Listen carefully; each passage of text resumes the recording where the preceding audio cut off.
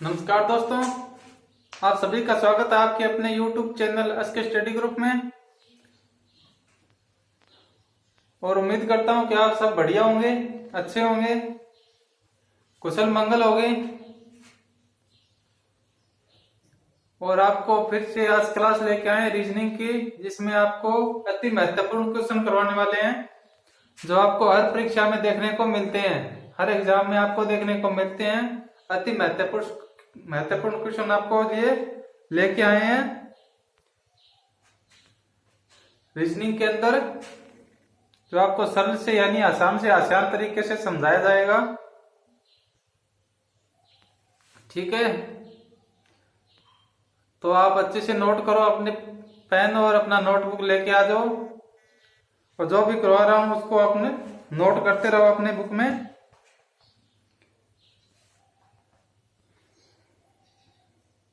ताकि आपकी प्रैक्टिस जोरदार हो सके।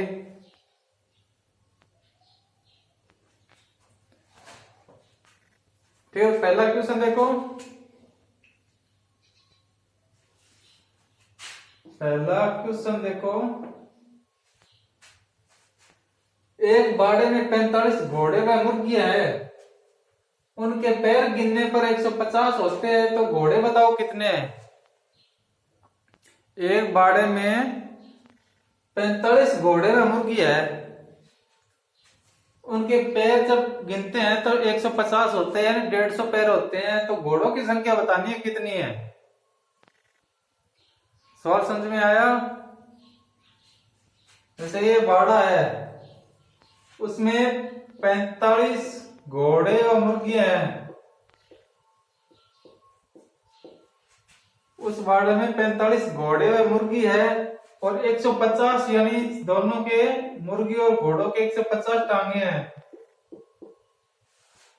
मुर्गी और घोड़े दोनों के टांगे 150 है। तो इसमें से घोड़े बता दें कितने हैं, घोड़ों की संख्या कितनी है, ये हमको बताना है। तो इसका दोनों का फार्मूला है अलग अलग। 4 टांग वाले का पूछे तो अलग फार्मूला है, अगर इसमें 2 टांग वाले का पूछे तो अलग फार्मूला है। यानी मुर्गा, तोता, कोई पक्षी के 2 टांग होती है तो उसका पूछे तो अलग फार्मूला है, और 4 टांग का पूछे तो अलग फार्मूला है। तो इसमें 4 टांग का पूछा गया है यानी घोड़े का पूछा गया है, तो इसका फार्मूला होगा, आप नोट भी करो साथ साथ में अपनी बुक में।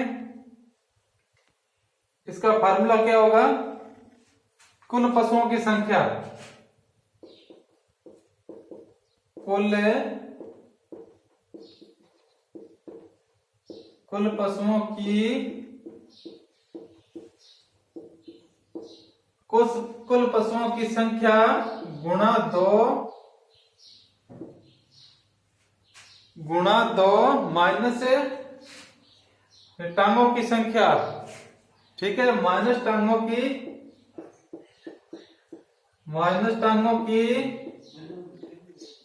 संख्या,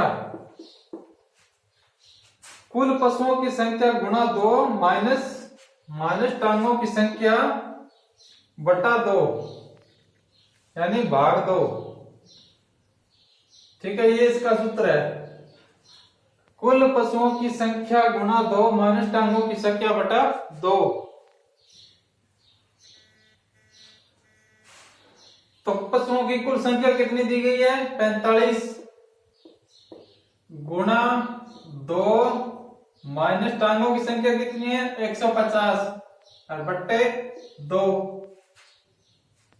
ठीक, अब इसको हल करो, 45 दूनी 90,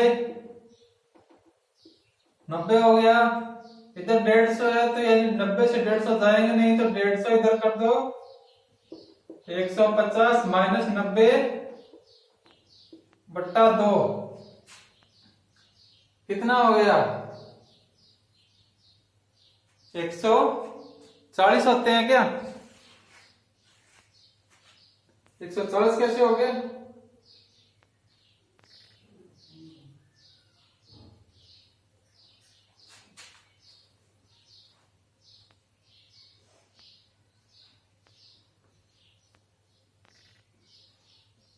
पैंतालीस दूनी 90, 90 माइनस 150, कितने बाकी रह गए? 60। ठीक है, 60/2 यानी 30। ठीक है, कितने बच गए? 30। 30 कुछ की संख्या आ गई घोड़ों की, यानी 30 घोड़े हो गए। इसी सूत्र पर आधारित हम क्वेश्चन को कर रहे हैं। 30 घोड़े हो गए। ठीक है, कैसे पता चलेगा? घोड़े की कितनी टांगे होती है? 4। आप सभी को पता है घोड़े के 4 टांग होती है। तो 30 गुणा 4 12 यानी 120 टांग तो ये घोड़ों की हो गई। बाकी कितने बचे? यानी 30 घोड़े, बाकी कितने बचे? 15। तो मुर्गे की कितनी टांग होती है? 2। 15 दूनी 30 प्लस 30, 30 से 120 कितने हो गए? 150। तो टांगों की संख्या ही 150 दी है। तो हमारा क्वेश्चन क्या है? बिल्कुल राइट है। हमारा क्वेश्चन बिल्कुल सही है। घोड़ों की संख्या कितनी आ गई? 30 आ गई। जब 4 टांग वाले को पूछे तो 2 से गुणा करना है, और जब 2 टांगों की पूछे तो 4 से गुणा करना है। नीचे वाला सवाल देखो, एक बाड़े में बकरी व तोतों की संख्या 60 है, उनकी टांगों की संख्या 130 है। तो 130 है तो तोतों की संख्या बताओ। इसमें 2 पैर वालों को पूछ रखा है कि यानी तोतों की संख्या बताओ कितनी है। वही फार्मूला, कुल पशुओं की संख्या कितनी है? 60 दी गई है। कुल पशुओं की संख्या 60 गुणे 2 टांग वाले के पूछे तो 4, 2 टांग वाले की पूछे तो 4 से गुणा होगा, और 2 की पूछे तो, या 4 टांग वाले की पूछे तो 2 से। तो इसमें 2 टांग वाले की पूछा है तो 60 गुणा 4 माइनस उनकी टांगों की संख्या कितनी है? 130/2। 6 चौका 24, 240 माइनस 130/2 माइनस करो 110, 110/2 यानी 55। 55 आपके तोतों की संख्या आ गई। यहाँ तोतों की संख्या कितनी आ गई? 55। अब 55 सही को बदलने के लिए क्या करेंगे? कंफर्म करने के लिए क्या करेंगे? देखो 55 तोतों की संख्या आ गई। तोतों की संख्या कितनी होती है? 55। और इनकी टांग कितनी होती है? तोते की 2 होती है, एक के। तो 55 गुणा 2, 55 गुणा 2 110, 110 तो ये तोतों की टांग होगी। ठीक है, 55 तोतों की संख्या निकल के आई। टोटल बकरी इसमें कितनी है? बकरी और तोते कितने हैं? 60। तो बचे 5। तो 5 बकरी के पैर कितने होते हैं? 4 होते हैं। तो 5 गुणा 4, 5 गुणा 4 20, यानी 20 टांग बकरी की हो गई। और यहां तोतों की टांग 110 आ गई है। 120, 110, 110 प्लस 20 जोड़ेंगे तो कितना हो गया? 130। यानी 130 ये सही है अपना आंसर, क्योंकि 130 ही टांगे दी गई है क्वेश्चन में। समझ में आया अच्छे से? ऐसे क्वेश्चन आपको रेलवे एनटीपीसी में बहुत बार देखने को मिलेंगे। हर बार क्वेश्चन एग्जाम में बार बार आते हैं ऐसे क्वेश्चन। कम से कम 5-6 बार अब तक आ चुका है ऐसे क्वेश्चन, रिपीट होते हैं बहुत बार। ठीक है, ये फार्मूला याद कर लेना, इसी के आधार पर सब क्वेश्चन हो जाएंगे। कुल पशुओं की संख्या गुणा 2 माइनस टांगों की संख्या बटा 2। एक और लिखा देता हूं आपको फार्मूला।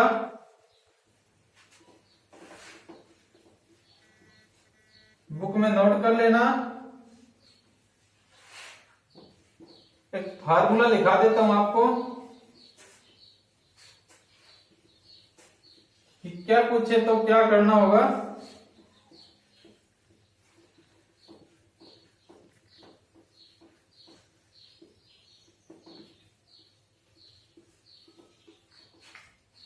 लिखो जब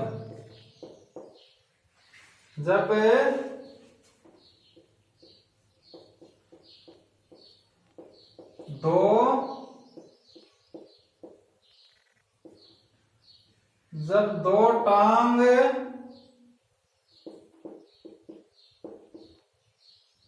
वाले का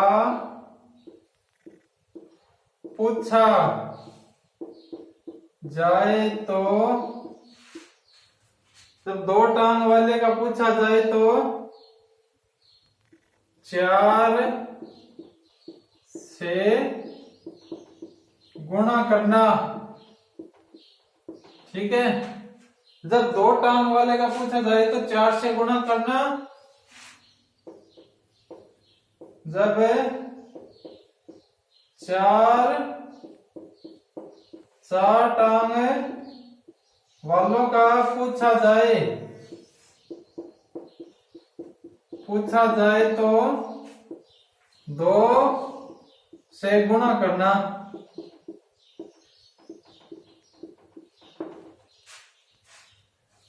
ठीक है, इतना ही क्वेश्चन में फर्क आएगा और कहीं पे कोई फर्क नहीं आएगा। अगर 4 टांग वाले के पूछे तो 2 से गुणा करना है और 2 वाले से पूछे तो 4 से गुणा करना है। ठीक है, इतना ही कंफ्यूज होगा और कोई कंफ्यूज नहीं है। बट्टे 2 आएगा, माइनस में टांगे होगी, बस और कुछ नहीं होगा। ठीक है, ये आप नोट कर लेना, ये हमेशा याद रखना। 2 वाले के पूछे तो 4 से गुणा और 4 वाले को पूछे तो 2 से गुणा। ठीक है, अभी अगला सवाल करवा देता हूं आपको।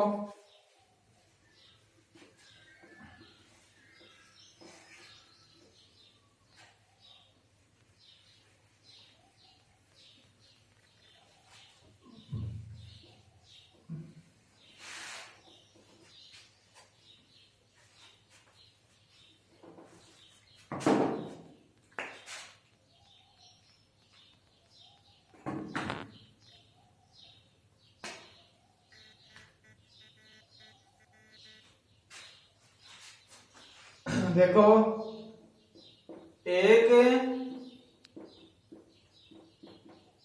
विद्यालय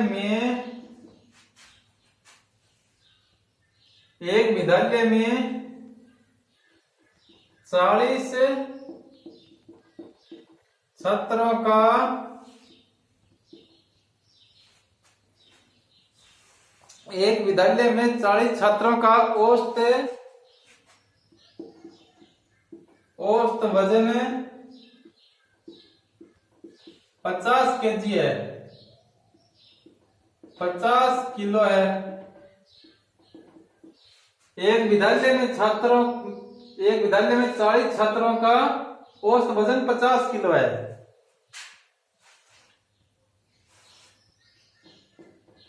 तथा एक और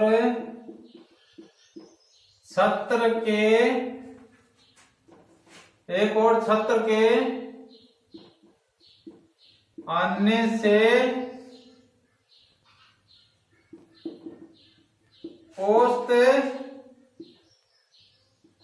वजन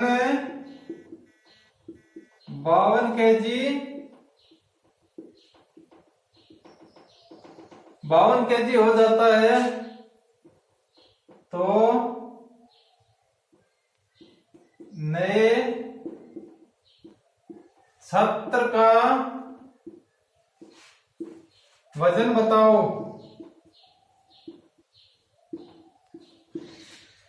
ऐसे ही क्वेश्चन आपको बहुत बार मिलेंगे, हर एग्जाम में आपको ऐसी टाइप के क्वेश्चन हर बार देखने को मिलेंगे। एक विद्यालय में 40 छात्रों का औसत वजन 50 किलो है, तथा एक और विद्यार्थी आने पर, यानी एक और छात्र आने पर उसका औसत का 52 केजी हो जाता है। तो ऐसे सवाल को कैसे हल करेंगे, देखो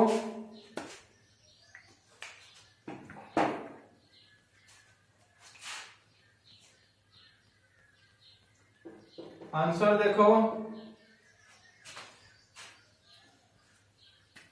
एक विद्यालय है, उसमें पहले से 40 छात्र हैं और 40 छात्रों का औसत वजन 50 किलो है। इसके बाद एक और छात्र आने के बाद उनका वजन 52 केजी हो जाता है। तो नए छात्र का वजन बताना है, ठीक है। तो नए छात्र का वजन बताना है। तो विद्यालय में पहले कितने छात्र थे, यानी टोटल कितने छात्र हैं, ये देखो 40 तो ये है, 40 तो पहले से ही मौजूद है और एक नया आ गया। टोटल कितने हो गए, 41 छात्र हो गए। टोटल छात्र 41, गुणा निशान लगा दिया। और औसत वजन कितना बढ़ा, औसत बढ़ो, पहले से एक, पहले के बजाय एक और लड़के के आने के बाद औसत में वृद्धि कितनी हुई, पहले 50 था अब 52 हो गया, यानी 2 किलो की वृद्धि हो गई, गुना 2 और प्लस यानी पहले का औसत कितना था, पहले वजन का औसत कितना था 50 किलो, ठीक है। पहले का वजन कितना था 50 किलो, समझ गए होंगे। अब देखो इसको हल करो।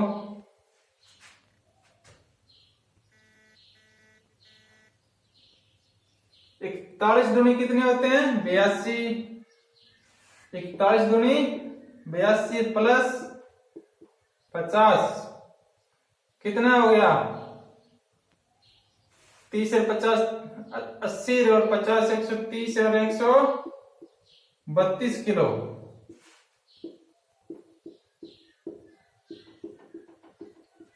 नए छात्र का औसत वजन कितना होगा 132 किलो। समझ में आया। इसका फार्मूला लिख देता हूं आपको, इसका फार्मूला लिख देता हूं, लिखो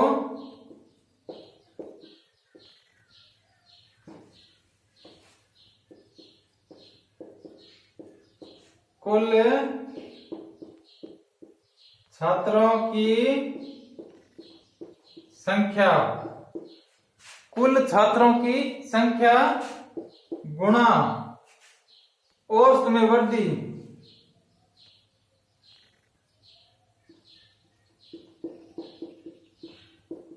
औसत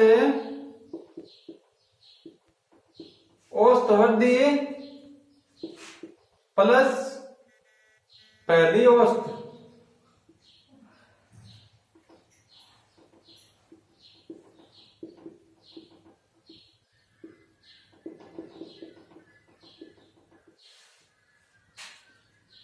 छात्रों की कुल संख्या गुणा औसत वृद्धि प्लस पहला औसत या पहली औसत। छात्रों की संख्या कितनी है, कुल संख्या कितनी है 40, तो ये पहले से एक और नया आ गया 41 छात्र हो गए। छात्र कितने हो गए 41। और औसत वृद्धि कितनी हुई है, पहले 50 था फिर 52 हो गया एक और आने के बाद, यानी 2 किलो की वृद्धि हो गई, गुणा 2, प्लस की जगह प्लस आ गया। पहली औसत कितनी है 50 केजी, तो 50 आ गया। 41 दूनी 82, 41 दूनी 82 प्लस 50 बराबर 132 किलो। यानी नए छात्र का औसत वजन कितना है 132 किलो। औसत नहीं आएगा, एक छात्र का वजन आएगा 132 किलो, ठीक है। एक दूसरा तरीका भी है, वो भी आप समझ लो, ये आपको ट्रिक बताई है। और दूसरा तरीका भी आपको बता देता हूं, जो आपको आसान लगे वो तरीका आप अपना सकते हो। एक विद्यालय में 40 छात्रों का औसत वजन कितना है 50 किलो। 40 छात्रों का 50 किलो की औसत है तो टोटल कितना हो गया, 4 पंजा 20, 200, 2000 kg, 2000 किलो हो गया। सभी छात्राओं का वजन कितना हो गया, 2000 किलो, यानी 40 गुणा 50, 40 छात्र आ गए, 50 उनका औसत आ गया, तो 2000 किलो हो गया। अभी नया छात्र होने के बाद 52 kg बच जाता है, यानी पर औसत 2 kg बढ़ जाता है। तो टोटल छात्र कितने हो गए, 41, और बिना औसत में वृद्धि कितनी हुई है, 52 की, यानी 2 kg की हो गई, तो 52। अभी इसको गुणा कर दो,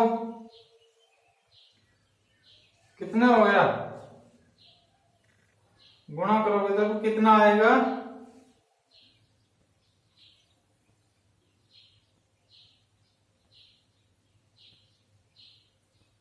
गुणा करो इसका,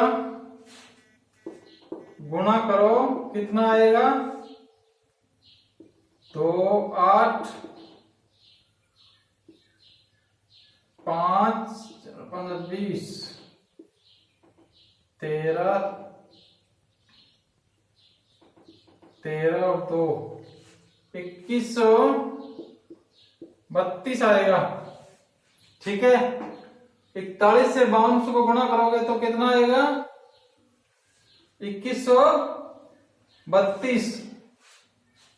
ये पहले औसत आया 2000 का, और उस एक लड़के के आने के बाद इसका औसत आया, उन दोनों का वजन आया 2132।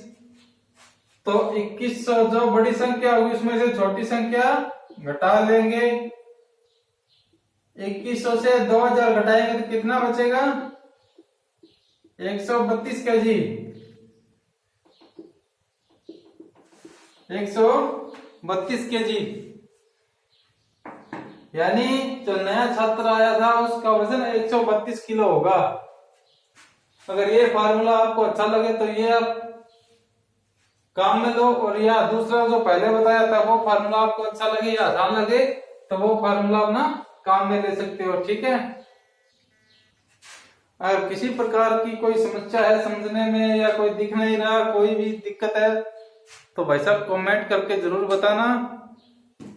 बताओगे नहीं तब हमें कैसे पता चलेगा कि आपकी क्या समस्या है, कौन सा टॉपिक कमजोर है, कौन सा सीखना चाहते हो।